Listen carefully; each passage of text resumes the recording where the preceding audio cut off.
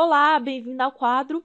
Agora vamos começar com a formação dos grãos de pólen nas angiospermas. Os grãos de pólen, eles se formam quando a flor ainda se encontra na fase de botão. Nos estames, que são as estruturas reprodutoras masculinas, nós temos a parte superior dilatada, que é chamada de antera. Então, tudo isso aqui é o estame e essa pequena região é a antera. E é nessa região que são formados os grãos de pólen. E se ampliarmos a estrutura da antera, nós vamos ver que dentro dela há sacos polínicos que irão abrigar as células formadoras dos grãos de pólen. Então, temos aqui os sacos polínicos, que irão abrigar importantes células. E aí, nos sacos polínicos, encontramos microsporócitos, ou células mães do grão de pólen, que irão sofrer meiose. Então, cada célula é um microsporócito, ou célula mãe do grão de pólen. E aí, como acontece nas gimnospermas, cada microsporócito sofre meiose, originando o micrósporo. E o micrósporo que está aqui representado irá sofrer uma divisão mitótica. E aí, então, dessa divisão do micrósporo, origina uma célula grande, que é a célula do tubo, que irá formar o tubo polínico das angiospermas. E temos também uma célula menor, que é a célula generativa. Neste caso, essa célula generativa também irá se dividir por mitose e dar origem a dois núcleos espermáticos, que são os gametas masculinos.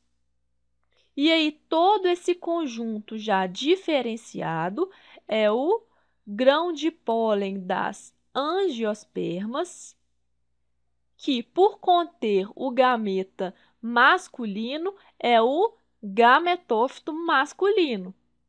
E aí, como eu já falei na aula anterior, o grão de pólen possibilita uma maior dispersão das plantas.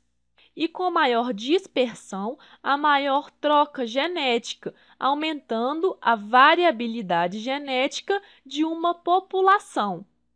Assim que amadurece, a antera vai liberar esse grão de pólen, que vai ser transportado até o estigma de outras flores. Mas o que eu quero destacar para você é que as plantas das angiospermas apresentam diversas adaptações à polinização. Por exemplo, flores que são polinizadas pelo vento. Quais são as características que favorecem essa polinização? As flores polinizadas pelo vento geralmente produzem grandes quantidades de grãos de pólen para aumentar a chance de, pelo menos algum, fecundar a osfera de outra planta. Geralmente, nesses pólens se desenvolvem estruturas aladas, o que facilita a dispersão e o transporte pelo vento. E além de produzir grandes quantidades de grãos de pólen, as flores polinizadas pelo vento têm um estame com o filete bem longo e flexível. O filete, que é essa estrutura aqui do estame, que faz a sustentação da antera. E aí o filete longo e flexível balança com o vento. E aí isso facilita a dispersão dos grãos de pólen.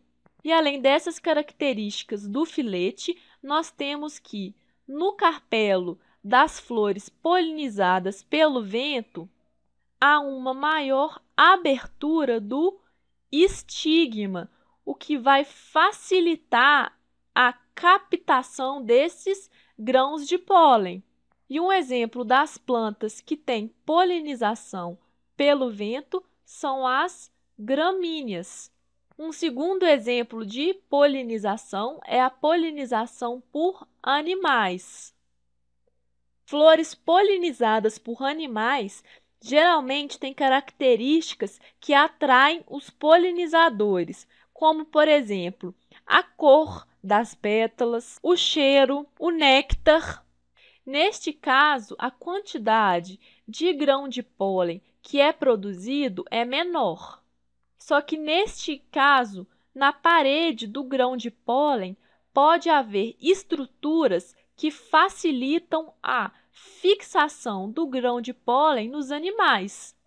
Por exemplo, a presença de ganchos, e o exemplo que podemos dar são todas as árvores frutíferas. A maioria delas, a polinização é feita por animais. Terminamos aqui com as características dos grãos de pólen e na próxima aula começamos com os óvulos das angiospermas. Não perca, até lá!